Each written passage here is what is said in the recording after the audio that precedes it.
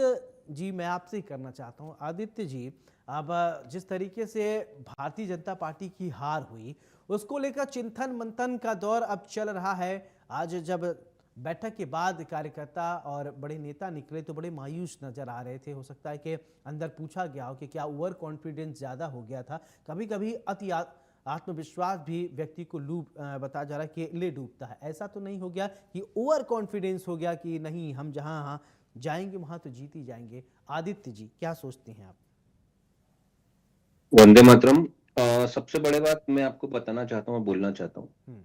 कि दतिया की जनता ने जो जनादेश दिया है भारतीय जनता पार्टी को, वो सबसे पहले तो सिरोधार्य है।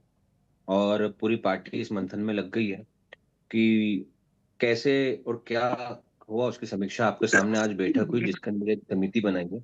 वो समिति बताएगी पूरी जांच करके कि हुआ क्या है। तो बहुत जल्दी आपके सामने जो कारण है वो कारण आएंगे। और मैं इस चैनल के माध्यम से दतिया की जनता से आग्रह करना चाहता हूँ कि आपका जो आशीर्वाद, जो आपने जनादेश दिया, उसका सम्मान करते हुए भारतीय जनता पार्टी दतिया के अंदर एक सशक्त विपक्ष के रूप में रोड पे खड़े होकर आपकी सेवा सतत करती रहेगी। और जनता की, दतिया की जनता का दिल जीतेंगे। और दतिया की जनता का आशीर्वाद लेके जो नेक्स्ट चुनाव आएगा उसके अंदर पूर्ण बहुमत के साथ में हम विजय होंगे, ऐसा मेरा मानना है। और हमारे संगठन का ही मानना, चरवती चरवती का जो मूल मंत्र है कि जब भारतीय जनता पार्टी का उदय हुआ था तो उस टाइम पे भी हम कुछ नहीं थे, लेकिन हमने जो विचार था हमारा, वो विचार लेके हम आगे बढ़े थे। और आज यहाँ तक भारत की जनता के आशीर्वाद से, मध्य प्रदेश की जनता के आशीर्वाद से आज तक यहाँ पे आए। तो निश्चित तौर पे क्या करना है, क्या करेक्शंस करने हैं, उसके ऊपर चिंतन मनन करके एक नए स्वरूप में दतिया के सामने हम आएंगे। और चुनाव में दतिया का आशीर्वाद मिलेगा हमको, ऐसा अपेक्षा के साथ हम निरंतर काम करते रहेंगे। बिल्कुल। स्पर्श चौधरी जी, देखिए आप की जीत हुई है और प्रचंड जीत के बाद सबसे पहले एक प्रतिक्रिया दीजिए, फिर इसके बाद चर्चा की शुरुआत आगे लेकर चलते हैं।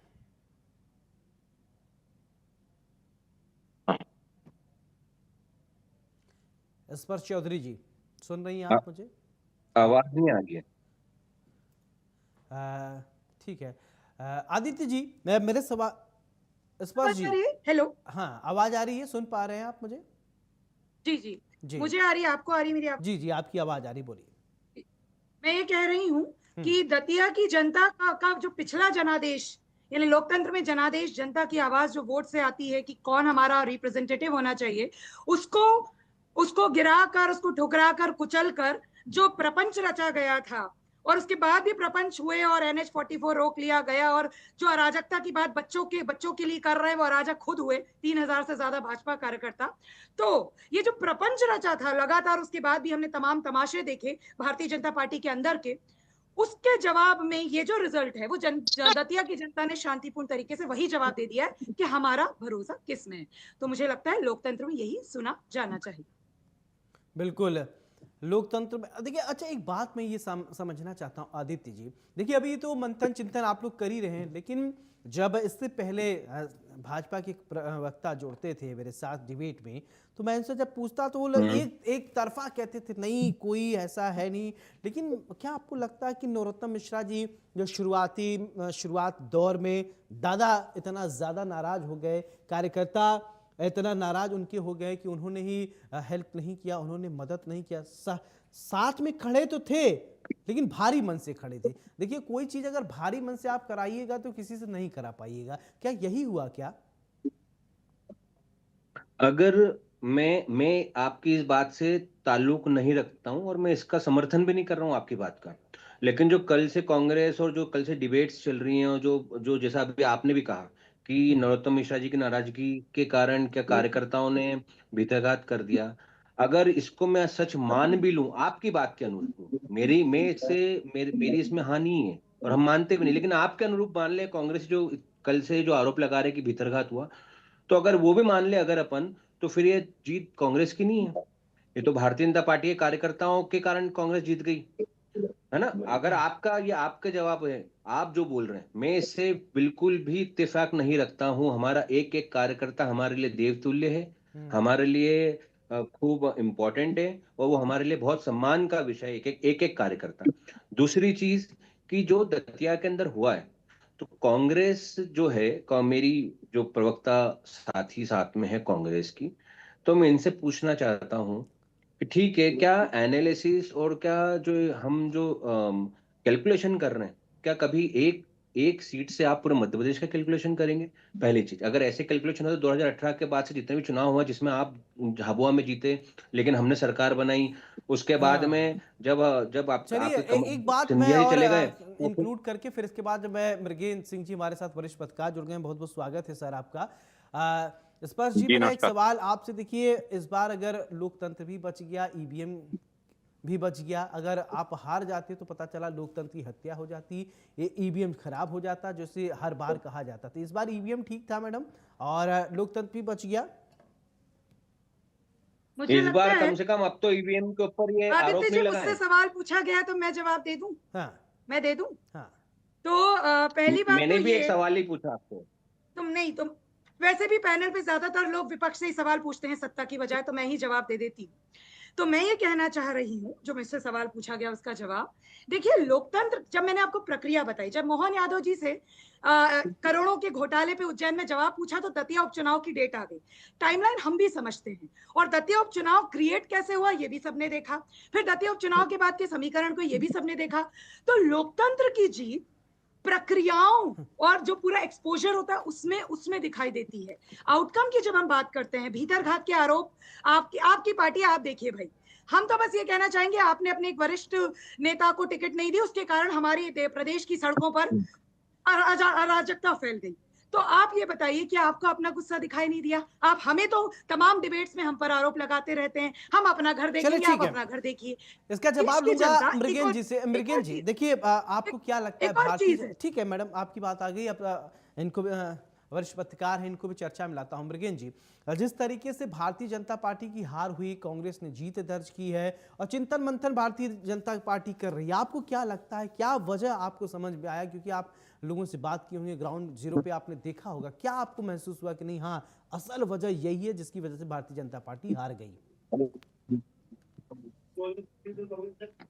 देखिए, भारतीय जनता पार्टी के हारने का सबसे बड़ा कारण है डॉक्टर नरोत्तम मिश्रा को टिकट न मिलना। देखिए, मैं आपको बताऊं, दतिया कभी भी भाजपा का गढ़ नहीं रही।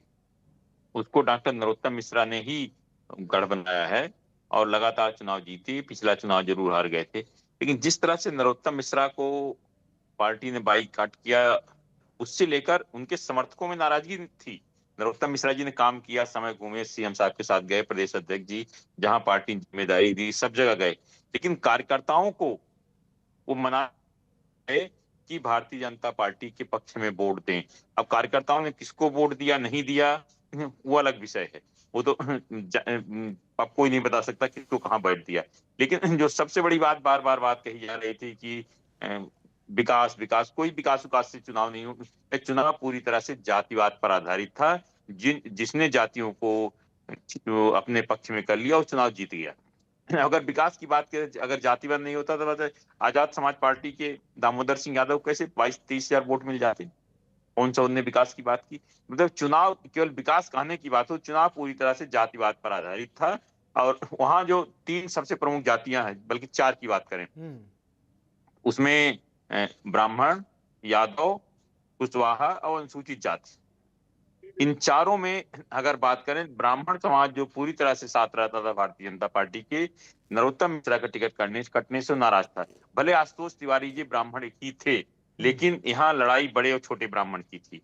वहां लोगों ने नरोत्तम का साथ देना उचित समझा कि जो नरोत्तम मिश्रा के आंसू बहे थे वो हार के सबसे बड़े कारण बने हैं। क्योंकि जनता के मन में आ गया था, जिस आदमी ने, दतिया को कौन जानता था आज से 15 साल पहले, लेकिन आज दतिया का विकास देखा जा सकता है। अगर जिस तरह से पार्टी ने, मतलब ये कि मैसेज चला गया, बहुत बड़ा मैसेज है भारतीय जनता पार्टी के लिए कि हम जिसको चाहेंगे जिता लाएंगे, वो अब नहीं चलने वाला है। जो जनता के बीच रहेगा, हमेशा उनके सुख दुख में साथ रहेगा, वही चुनाव जीत सकता है। केवल हम हवाई नेता को लाकर लैंड करके चुनाव जीतने, वो नहीं होने वाला है। इसी कारण यहाँ बांकीपुर का दोनों का ये उदाहरण बहुत बड़े सामने है। आप ठीक है आदित्य जी, अब आप प्रतिक्रिया देना चाहेंगे? देखिए मृगेंद्र जी ने कहा कि वो दौर अब खत्म हो रहा है कि आप बोलना जिसको चाहता हूं चाहेंगे मैं। उसको जिता लेंगे, ऐसा नहीं है अब। देखिए, मृगन जी एक वरिष्ठ पत्रकार हैं और मैं मृगेन जी की बात पे ना बात करते हुए सबसे पहले तो साथी प्रवक्ता ने जो बातें बोली उसके ऊपर 2 पॉइंट बोलना चाहता हूँ। हम्म। पहला पॉइंट कि इन्होंने कहा कि चुनाव किसने थोपा, तो शायद साथी प्रवक्ता को पता नहीं है कि भ्रष्टाचार आपका आदमी करे, भ्रष्टाचार आपका प्रत्याशी करे, विधायक करे, और उसके अंदर भी आप आरोप भारतीय जनता पार्टी पे लगाएंगे। आपका व्यक्ति बैंक फ्रॉड करता है, उसमें क्या भारतीय जनता पार्टी ने बोला था उसको करने का? पहली चीज।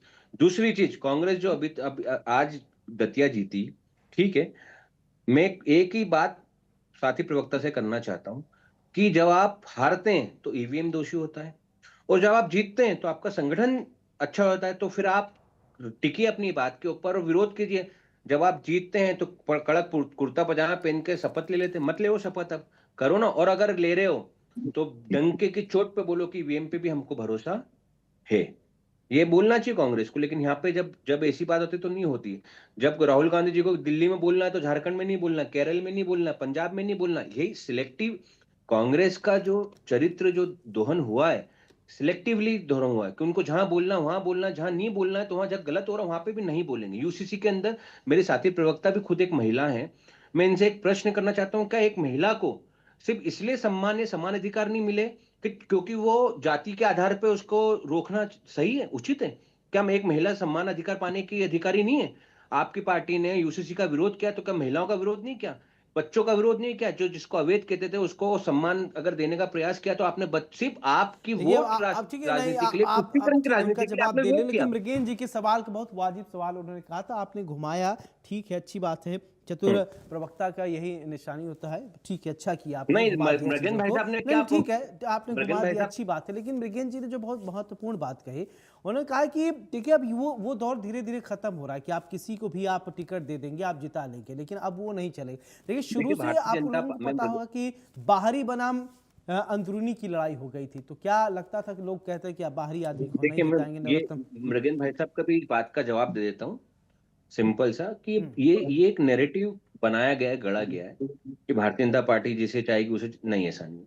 भारतीय जनता पार्टी संगठन में विचार करती, विमर्श करती, समितियां होती है, वो डिस्कशन करती हैं, ग्राउंड लेवल पे सर्वे होता है, और उसके बाद में किसी का टिकट या उसको किसी को कुछ पद देना है नहीं देना, उसका आकलन मूल्यांकन करने के बाद में उसका डिसीजन लिया जाता है।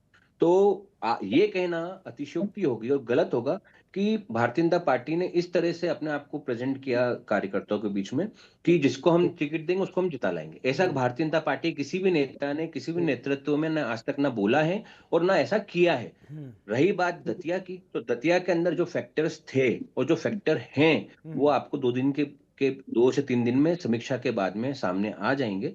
2 से 3 दिन आप वेट कीजिए, आपके सामने सारे प्रश्नों के उत्तर आ जाएंगे।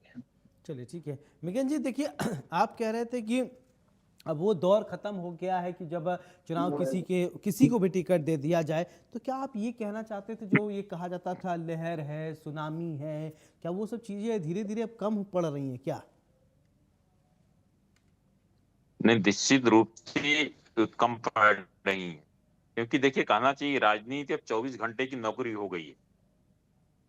जो क्षेत्र का कार्यकर्ता मतलब मतदाता होता है वो चाहता है कि अगर हमारे अच्छे बुरे सब में क्षेत्रीय जनप्रतिनिधि जो भी हैं उपस्थित रहे, हमारे बीच हमेशा घूमे, तभी उनको वोट देगी। अब देखिए आशुतोष तिवारी जी ने इसके बारे में बहुत सारे चुनाव लड़ाए हैं, संगठन के बहुत दमदार आदमी है, बहुत महत्वपूर्ण आदमी है, और वो हमेशा संगठन काम, देखिए एक चुनाव लड़ना और चुनाव लड़ाना दोनों में बहुत अंतर होता है। फिल्म बनाने का डायरेक्टर होता है, एक्टर दो। अब आप एक्टर बन के आए थे आशुतोष तिवारी जी, शायद उसमें उतना नहीं कर पाए, लेकिन मैं कहूंगा फिर भी उन्होंने बहुत अच्छी तरह से चुनाव लड़ा। मैं आपसे फिर जो बोल रहा हूँ, जो लोग कहते हैं कि ये जातिवाद पर चुनाव पूरी तरह से आधारित था। अगर जाति जिसको थाम लिया, जिसने जिसको जाति, उसी जैसे मैं आपको 4 जातियों का उल्लेख किया, अगर मैं आपको बताऊं, अगर दामोदर यादव 23,000 वोट नहीं ले जाते तो उसमें कांग्रेस और अधिक वोटों से जीतती। उसका कारण यह है कि जो हमारा दलित समाज है वो, उसकी पहली पसंद दामोदर यादव थे, उसके बाद कांग्रेस, उसके बाद भाजपा तीसरी पसंद थी। अब जो और बड़ी जातियां थी, 3 और बड़ी जातियां थी, तो देखिए ब्राह्मण नेता आशुतोष तिवारी जी ब्राह्मण थे, लेकिन जिनको ब्राह्मणों को जितना वोट मिलना चाहिए था, 90% उम्मीद थी, वो नहीं मिला। दूसरा, कुशवाहा समाज का साथ नहीं मिला, यादव समाज का जरूर साथ मिला, लेकिन कुशवाहा समाज का साथ नहीं मिला उनको। ये कुशवाहा समाज की जिन जो नेता इनके लाए थे वो पूरी तरह से फेल हो गए। अब बाकी और पूरी तरह से चुनाव जातिवाद पर आधारित था, कहीं कोई विकास की कोई बात नहीं हुई। बिल्कुल स्पर्श चौधरी जी, देखिए पूरी तरीके से एक बात ये सही है मृगन जी की, कि मृगन भाई साहब की एक बात से ये स्पष्ट होता है कि जो दतिया में भारतीय जनता पार्टी ने विकास खूब किया है। चलिए ठीक है, दतिया में भारतीय जनता मैं तो पार्टी ने बोल रहा विकास, हूँ कि नरोत्तम जी ने उसके विकास की तस्वीर पूरी लिखी है दतिया की।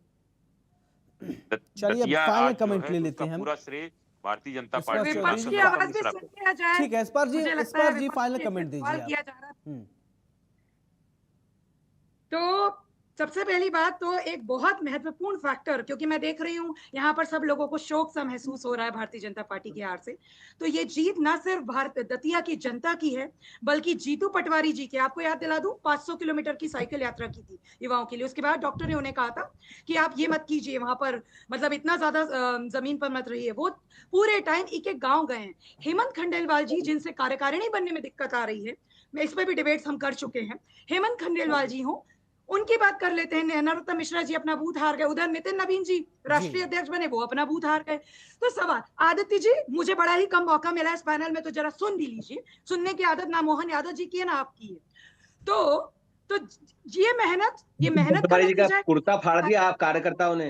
और और उसके साथ साथ कार्यकर्ताओं का, और उसके साथ साथ क्योंकि लोकतंत्र में आप जब बात कर रहे हैं सभी फैक्टर्स का कॉम्बिनेशन नो डाउट होता है। तो जैसे मुझे अच्छा लगा, क्योंकि ये जो एरोगेंट जनता पार्टी है ना, उसके आगे वैसे बहुत सारे प्रीफिक्सेस लग चुके हैं। एरोगेंट जनता पार्टी अमित शाह के काल में डंडे बरसाती है बच्चों पे। जी नरेंद्र मोदी जी और अमित शाह जी सदन में नहीं आते। चलिए ठीक है, और हमारे मोहन पास यादव जी थोड़ा वक्त की कमी है। स्पर्श जी बहुत बहुत शुक्रिया आप तीनों हमारे जीतू साथ पटवारी जुड़ने के लिए। तो अब चिंतन मंथन का दौर चल रहा है कि भारतीय जनता पार्टी आखिरकार क्यों हारी। क्या ओवर कॉन्फिडेंस, या कार्यकर्ताओं का मनोबल टूट गया था, या जातिवाद और जाति को लेकर समीकरण बहुत ज्यादा फिट नहीं बैठ पाया? आपको क्या लगता है, आप भी बताइएगा।